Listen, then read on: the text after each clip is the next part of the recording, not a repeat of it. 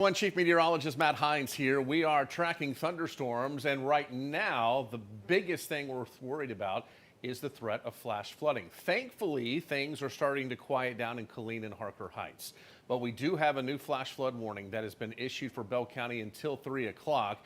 And a lot of this has been radar indicated. And I want to show you this as well. We probably have some pretty good wind starting to make its way down 190 here toward Buckholz on the leading edge of this as it continues down toward the south as well. So we have that, and we also have the very heavy rain over Temple, over Troy, but that will continue off toward the southeast, and then as you head over into Falls County as well. If we get the monitor switched to max 1, please. Yep.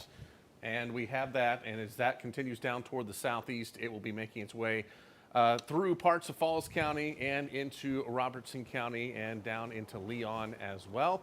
And over toward the Groesbeck and Cossey areas, we'll likely see some very heavy rain for Limestone County. Flash flood warnings have been in effect there as well as that continues to make its way off toward the southeast. So again, Bell County is what we're really concerned about at the moment, as it does appear that that's where our most significant flood threat is. In and around Killeen, we've had reports of some cars inundated in water, and that is now starting to make its way off to the east. So the rain has stopped, and that is good news. But it was a soaking rain. There's still House Hollow Lake right there, folks.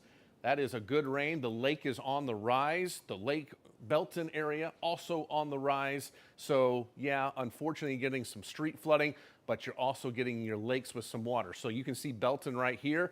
That's 3 to 4 inches of water over the lake, plus everything that's going to flow into it. East side of Stillhouse Hollow, 3 inches of rain as well, and then everything that will flow in from the west. So that is definitely some good news. So again, unfortunately, it's coming down all at once, but you also need that to fill up the lakes, and the lakes are on the rise, and they can take a lot of water. And this isn't going to solve the problem, but it will definitely help. Now, as we head over to Falls County and down into Milam, over toward Robertson County and into Leon, you're going to be up next. And this environment down here is untouched.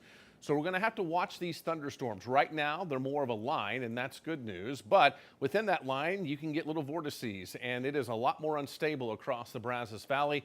So that's where we have the potential for the highest tornado potential. I understand the rest of us are under a tornado watch, Waco, Temple, Killeen. We've cooled off. I think for the next several hours, the tornado threat is pretty much done. Waco, Temple, Killeen to the northwest.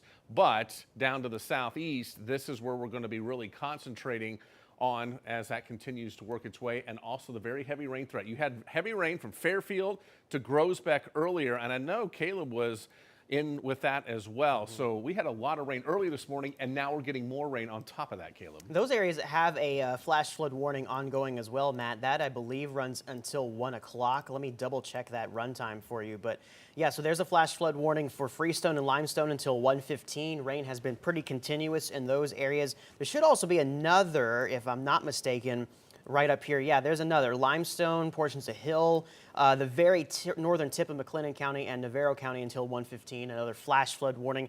Those have been in effect for a while, and that goes until another hour and 5 minutes or so. Thankfully, the rain there is a little lighter now, but is still coming down.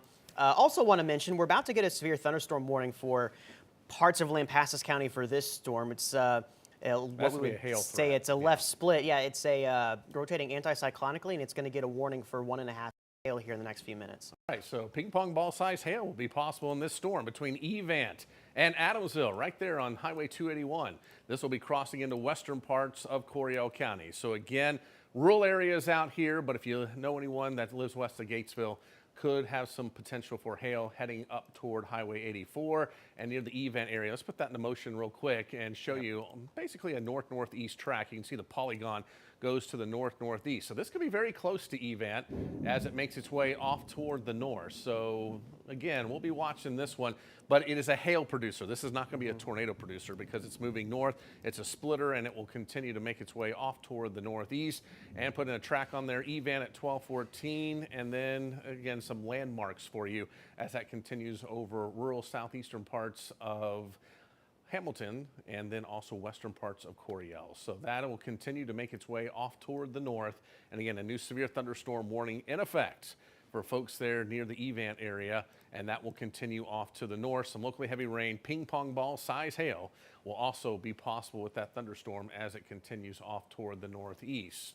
But But farther off toward the east, again, flash flooding is what we're really concerned about. Turn around, don't drown. If you come to an area where water covers the road, make sure you find an alternate route for that. But again, we're going to be tracking these thunderstorms throughout the afternoon hours. The good news is the line is starting to move down to the southeast. Now, it is more unstable, as I said, down here across the Brazos Valley, so that's something we will continue to watch. But heavy rain is the primary threat.